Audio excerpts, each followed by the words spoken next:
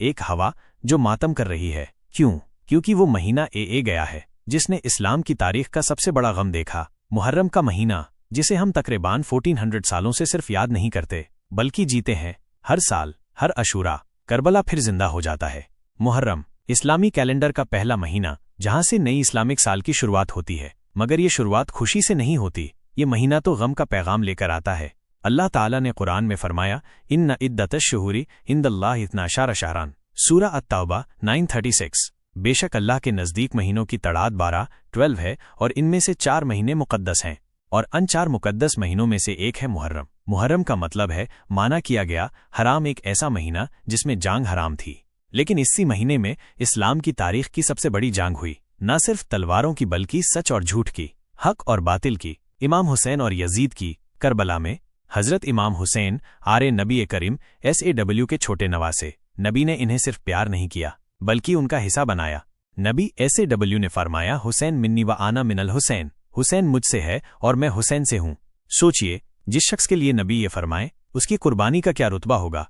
इमाम हुसैन ने कभी किसी ताज के लिए जंग नहीं की, ना हुकूमत के लिए। उनका मकसद था इस्लाम को झूठ और फसाद से बचाना।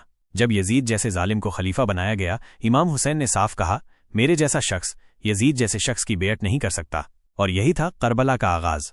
जब कूफियों के लोगों ने इमाम को दावत दी, उन्होंने लिखे, आइए हमें जुल्म से निजात दीजिए। इमाम ने अपने कजिन हजरत मुस्लिम बिन अकील को भेजा, लेकिन उनको धोखा दिया गया, शहीद कर दिया गया। फिर भी इमाम चले मदीना से मक्का, मक्का से करबला। जब मदीना छोड़ रहे थे तो रसूल SAW के कब्र से लिपट कर रोते रहे, नाना जान, मैं अपनी उम्मत के बचाने के लिए जा रहा हूँ। इमाम हुसैन ने अपने छोटे छोटे बच्चे, औरत और बुजुर्ग सबको लेकर करबला का सफर किया। उन्हें मालूम था मौत उनका इंतजार कर रही है, लेकिन हक छोड़ना उनका तरीका नहीं था। आज लोग मुहर्रम में सिर्फ सियाह कपड़े पहनते हैं, मातम करते हैं, मगर क्या हमने इमाम हुसैन का असल पैगाम समझा? उन्होंने सब कुछ कुर्बान किया, अपना जवान बेटा हजरत अली अकबर, अपना भाई हजरत अब्बास अलमदार, अपना छोटा सा लाल हजरत अली असगर, और आखिर में अपनी जान भी दे दी। करबला में सिर्फ तलवारों से लहू नहीं बहा, वहां सबर की मिसालें बनी, वहां दीन की बुनियादें मजबूत की गईं। इमाम ने दर्द में भी सबर किया, भूख में भी शुक्र किया, और मौत के सामने भी हक का परचम बुलंद रखा। मुहर्रम सिर्फ एक तारीखी कहानी नहीं, ये हर मुसलमान के दिल का जख्म है। ये महीना हमें याद दिलाता है, हक के लिए लड़ना कभी बेकार नहीं होता, जुल्म के सामने खामोशी गुनाह होती है। हजरत इमाम हुसैन आरे का पैगाम हर दौर के लिए है, जुल्म के सामने झुकने से बेहतर है हक के लिए शहीद हो जाना। कल हम मिलेंगे करबला की पहली कुर्बानी के साथ, जहां मुस्लिम बिन अकील तन्हा हो गया था लेकिन झुकता नहीं था।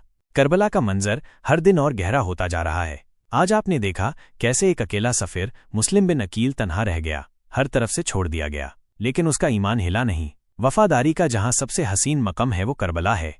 कल हम देखेंगे एक और कुर्बानी, एक और मिसाल, जहां जिस्म तो कट गए लेकिन रूहों ने हक का परचम गिराने ना दिया। अगर आपका दिल रो पड़ा तो सोचिए करबला में क्या गुजरी होगी। हर कदम पे एक कहानी है, हर कहानी में एक दर्द, और हर दर्द में छुपी है एक नई रोशनी। इस सिलसिले को रुकने ना दें, कल दोबारा आइएगा, अपने दिल को तैयार कीजिए एक और इबरतनाक कुर्बानी के लिए। और अगर आप चाहते हैं कि करबला की हर कुर्बानी तक हम आप तक पहुंचाएं, तो चैनल को जरूर सब्सक्राइब करें, क्योंकि ये सिर्फ कहानियां नहीं, ये करबला है। दीनी दुनिया किड्स, अल्लाह हाफिज, मिलते हैं कल।